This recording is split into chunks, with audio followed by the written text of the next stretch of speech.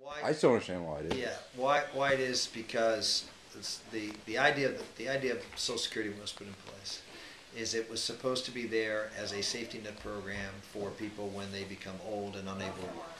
Mm-hmm. Obviously, when 70% of Americans take Social Security benefits, take their eligibility at age 62, it really is no longer a program that takes care of people who are old and unable to work, because most people who are 62 years old, the vast majority, are perfectly able to work.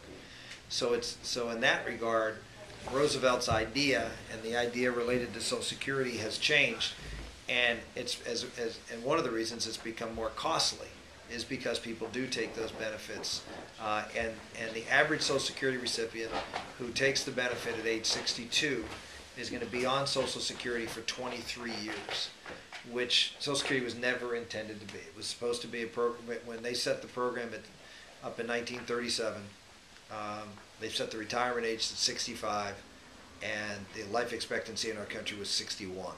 So now life expectancy is close to 80, and now the eligibility age has moved back to, for folks in our generation, will be 67. It's in the process of being moved back right now. So what, if you talk about, your grandmother, she paid taxes into the system, and she was told that you pay taxes in and you get a benefit out related to what you pay in. And the whole idea of having a cap, it's always been 90% of all income is covered under Social Security. So the 90th percentile is covered, and 10% who make above that is not covered. And the reason for that is because it's a program that's based, that is supposed to be a program simply to replace base, sort of have a safety net. It's not a program that's to be a retirement program for people to, because if you're going to put in, assuming you're going to keep the system the way it is, if people are going to pay higher taxes, well, they're going to get more and more benefits. But Social Security was never put in place for people to get big benefits back, because they don't need it. I mean, if you're a higher income person, you don't need those benefits, and so paying into the system wasn't necessary. The other thing is that for higher income individuals, it's not a particularly good deal. It's actually a very bad deal, because of the way the Social Security benefits are structured. There's something called bend points, and for example, and these numbers aren't right, I'm just using it as an example, but let's say for someone who's working and you pay into the system, the first $10,000 you pay into the first $10,000 of income that you have, whatever that, it's a 12.4% tax. You get credit for 100% of the tax you pay for the first $10,000 of income. Does that make sense? Mm-hmm. So you've made $10,000.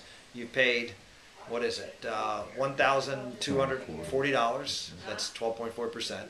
You've paid that into Social Security. You and your employer combined. You get credit for that whole in basing your calculation as to what your benefit's going to be when you retire. You get credit for the whole $1,240. And but at that point, there's a bend point. In other words, instead of getting 100% credit for the next, let's pick a number and make it simple so we can keep the calculation simple. For the next 10,000, you get 80%. Okay, so instead of getting credit for $1,240, you get credit for $1,000. And as your income goes up, the bend points change. And at the end of the bend, for folks between, and I don't know the numbers, let's say 75 to 106, you get 15% credit for it. So to say, well, why don't we just increase the cap? You're basically just taxing people to fund the program, and you're not really providing them much in the way of benefits. So you've turned the Social Security system into an income support and replacement system to a welfare transfer tax for those who are higher income, to pay more taxes to subsidize the system for lower income people. They already do that because of the way the formula works, but this would exacerbate that problem. One of the folks who have been the most, I remember, because we used to talk about this, one of the people who used to be the most against doing that, at least initially, was Ted Kennedy. Because he was really afraid that you would make the Social Security program very unpopular among higher income people, because it would be a ripoff to them. And it would be. I mean, they'd be paying basically, in fact, some of the proposals under Social Security say if we take the cap off, all the money that would be contributed, they wouldn't get any benefits for it. They would just be a tax to help support Social Security. The problem is when you increase taxes to that amount, you're talking about 12.4% increase in taxes for everything over, and get no benefit.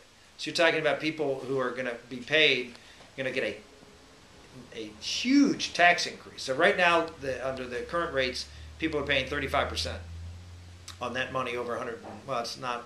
It's a little higher than that, but let's just, again, for simplicity, say they're paying 35%.